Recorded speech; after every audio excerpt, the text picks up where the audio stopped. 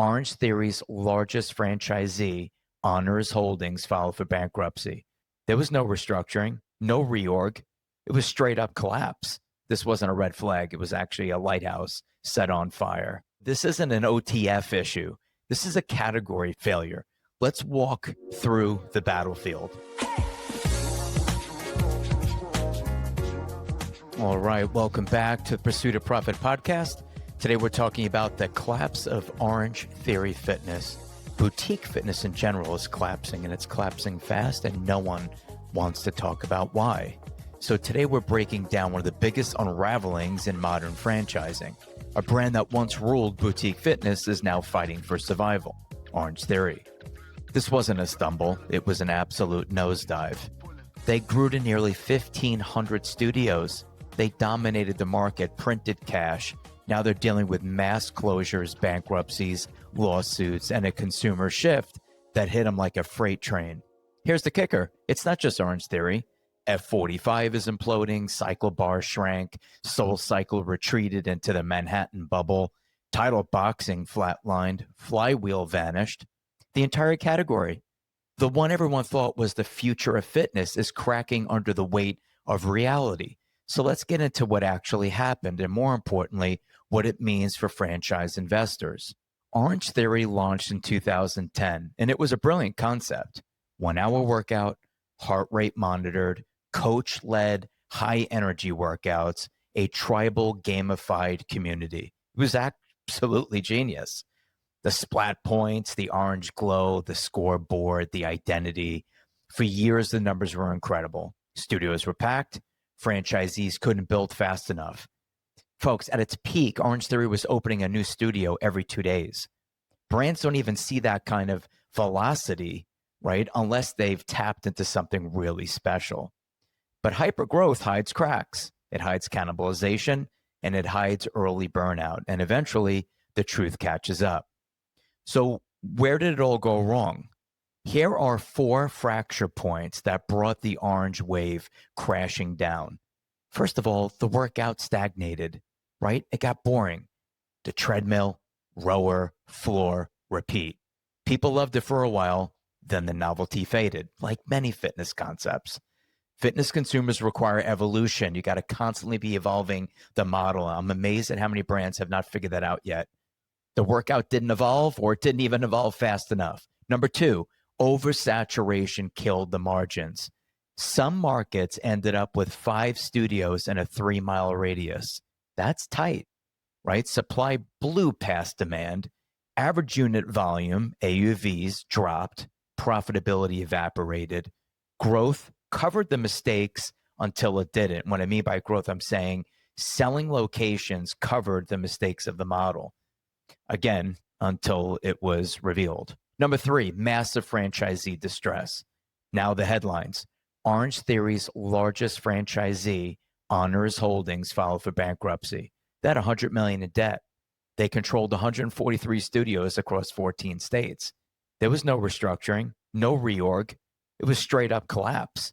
Unpaid landlords, unpaid employees, doors locked overnight, and they were liquidating locations.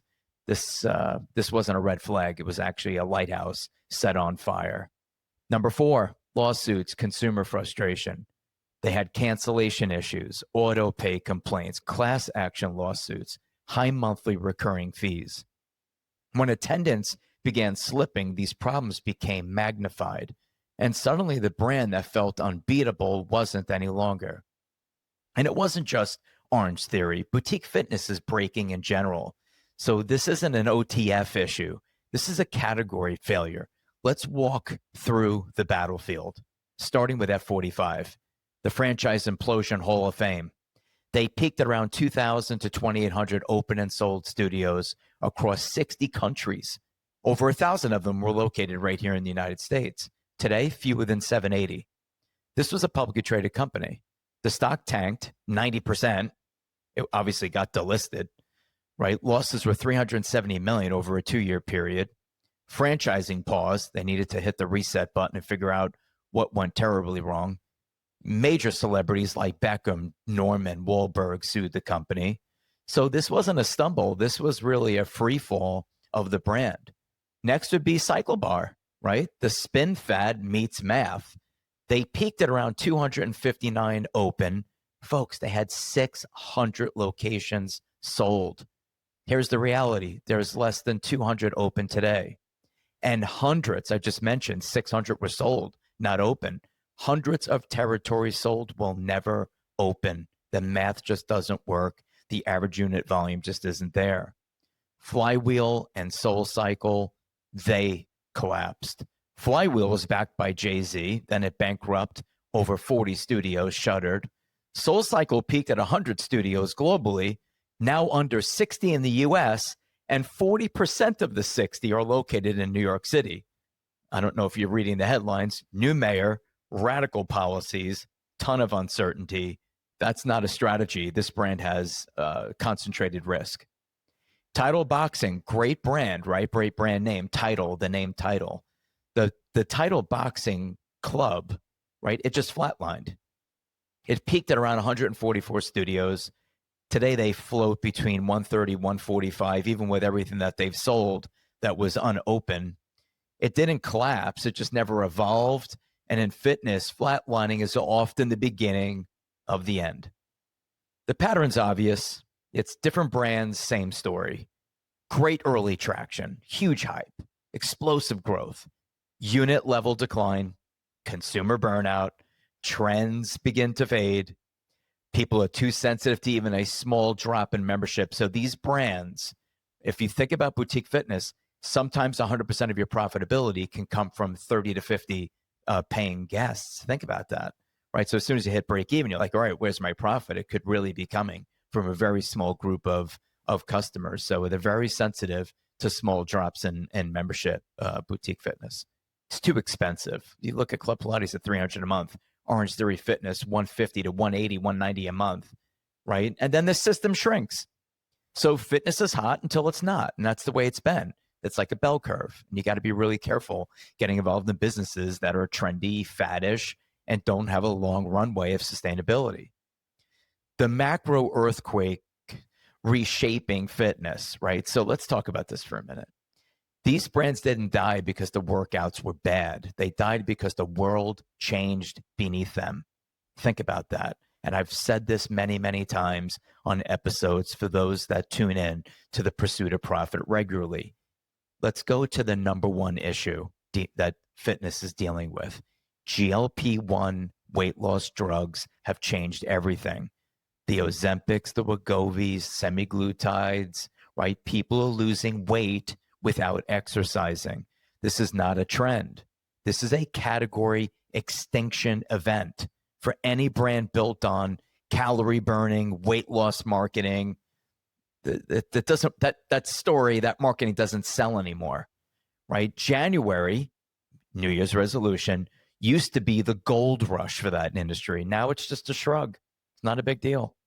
Number two, convenience, commitment. People walk less, sit more. They say the chair is now the new cigarette, right? So sitting is the new smoking. People work from home.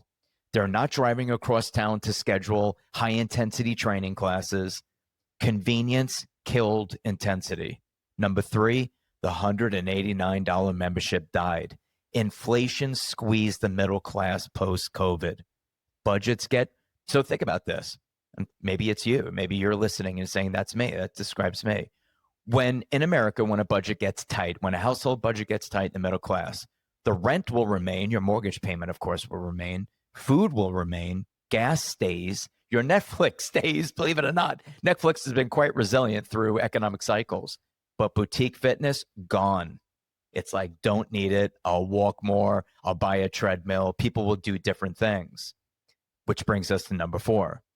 The hybrid and the at-home revolution during and post-COVID, like Peloton, Apple Fitness Plus, right? YouTube, home gyms, smart mirrors. Consumers realized they could get 80% of the benefit of working out for 0 to 20% of the cost of a membership at a boutique gym. Number five, boutique fitness has really no margin for error. You have very high rent, you have high payroll, high equipment costs, high construction and build-out costs, high marketing costs. So again, one small dip in attendance can equal immediate distress to the business. This category wasn't always so fragile, but now it's truly exposed. So from my perspective, and I want to share this with the audience, Justin and I ran multiple gyms in New York, and I was never long fitness, right? It's always been a bell curve business to me. Our franchises in fitness that we invested in, they stopped innovating. Like most, they just don't innovate, right? The trend cooled off and every location closed. Fitness is the shiny new penny, right? It's the flavor of the week. Fortunately, we sold at the top, and that's advice I'd give anyone in a trend category, right? Know the bell curve, know when the hair in the back of your neck stands up and it's time to get out. So said differently, don't confuse staple with a cycle. Let me explain. Consumers have lifelong favorites. It could be a food category. It could be a song. It could be a movie that never gets old. Fitness is the opposite. It's hot for a year, then it's forgotten, right? That's the difference between a consumer staple and a cycle. And that's exactly why investors need a framework, because hype never tells the truth. Most people don't get the full story when they start exploring franchising, so they make mistakes. That costs them big. That's why my business partner, Justin Guevara, and I wrote Beyond the Brand, The Entrepreneur's Guide to Fearless Franchising. It is our proven 6-step process at Frenocity to help you find the right franchise, avoid costly pitfalls, and build a business that truly fits your goals. Grab your copy of Beyond the Brand on Amazon or any major book retailer and start building your future fearlessly. Let's take all this and run it through the lens of our book, Beyond the Brand. 1, hype is not a business model. Crowded classes don't equal profitable franchisees. Remember that. Number 2, growth covers mistakes, meaning selling franchises and seeing all the activity at the brand does not equal healthy average unit volume, right? AUV is usually disclosed in the FDD under section item 19. That earnings claims your best friend. I've always said that to my clients. Number 3, class-based fitness burns out. The consumer burns out. The coaches are inconsistent in each location, and they burn out. The owners themselves burn out of the repetition of that type of concept. Number 4, trend categories demand precision. Think about this, like spinning, row businesses, right? Rowing, high intensity training, these boxing brands, they're all trend cycles, right? Trends. Think about that. Be very careful when you invest in trends because they all lie on a bell curve. They're hot until they're not. Number 5, fall in love with the numbers, the unit economics, not the logos, not the workout, not the brand, right? Margins, marketing, cash flow, community. Fitness is sexy, but sexy businesses can bankrupt you. So folks, if you're thinking about investing or you want help evaluating a brand, use the decision-making matrix in the book, Beyond the Brand. It'll save you from buying the wrong business, or at least it'll thought-provoke you and align your interest or your risk tolerance with other opportunities.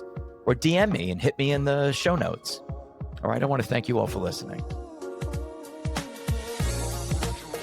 Thank you for listening. If you enjoyed this episode, be sure to like and subscribe so you never miss out on more great content. And if you're considering investing in a franchise, we're here to help. Visit us at frenocity.com. That's FRANOCITY.com. We love to help you take that next step towards business ownership.